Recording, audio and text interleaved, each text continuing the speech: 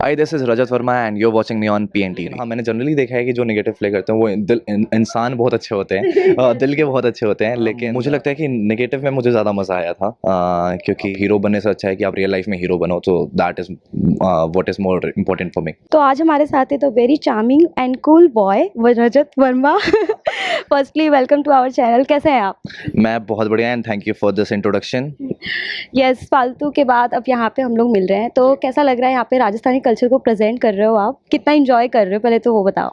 ये सब कुछ बहुत नया है, तो नए को तो मतलब as an actor we are very curious about everything and तो वही चीज़ है कि हर दिन एक कुछ नया हो रहा है, तो बहुत एंजॉय कर रहा हूँ मैं कि जैसे कुछ सीन्स आए थे हम लोग के स्वॉर्ड फाइटिंग था, तलवारबाजी थी, तो वो मेरे लिए नया था। और फिर उसके बाद आग में, और ये हीरोइन वाला जो चीज़ है ना, वो मेरे साथ पहली बार हुआ because this is my first lead show. So yeah I am enjoying every bit of it. और इसी के साथ अगर मैं शो की बात करूँ तो एज एन एक्टर आप नेगेटिव या फिर पॉजिटिव कैरेक्टर कौन सा करना ज़्यादा पसंद करते हो? मुझे लगता है कि नेगेटिव में मुझे ज़्यादा मज़ा आया था, क्योंकि उसमें कुछ चीज़ें ऐसी थी, क्योंकि ना एक मुझे अभी लगता है, क्योंकि आई थिंक मैंने इतना एक्सप्लोर नहीं किया है अभी कि मेरा जैसे पहला ऐसा हीरो मैं प्ले कर रहा हूँ। सो कि मुझे लगता है कि जैसे एक हीरो है ना, वो बहुत चीज़ों में बंधा रहता है कि उसको ना बहुत सारी चीज़ें एक सर्टेन वे में ही करनी है, कि वो हीरोइज़्म के साथ ही करनी है।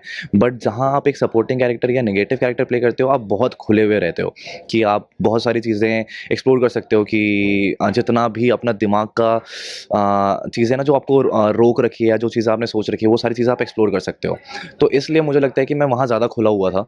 बट हाँ ठीक है, शायद आगे कोई ऐसा कैरेक्टर मिलेगा माइट भी जहाँ पर मैं वो सब चीज़ें कर पाऊँगा, तो या। जब भी कोई एक्टर नेगेटिव कैरेक्टर प्ले करता है ना, तो उनको बहुत सारे मैसेज आते हैं ऐसे नेगेटिव वाले ही।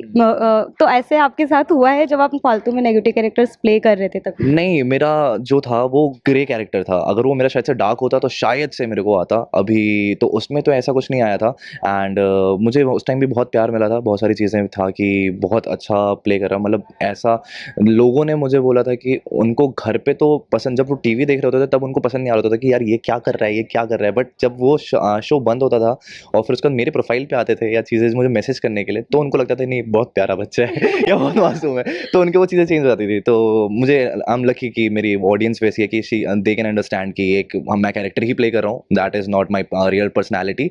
सो yeah I am lucky in that way. लेकिन ज़्यादातर लोग कहते हैं कि नेगेटिव लोगों को ज़्यादा पसंद किया जाता है। ऐसा क्या आपका मानना है, या फिर आप सोचते हैं कि नहीं पॉजिटिव करो या फिर नेगेटिव, दोनों को पसंद किया जाता है, परफॉर्मेंस के ऊपर बेस है? ये मैं एकदम सही मानता हूँ जो आपने बोला कि बस परफॉर्मेंस पे ही बेस्ड होता है कि वो क्या होता है। लेकिन हाँ, मैंने जनरली देखा है कि जो नेगेटिव प्ले करते हैं वो इंसान बहुत अच्छे होते हैं, दिल के बहुत अच्छे होते हैं। लेकिन सही है, लेकिन वही इंसान जो नेगेटिव प्ले करके पॉजिटिव में आया, तो वो इंसान वैसा ही रहेगा, वो अच्छा ही रहेगा।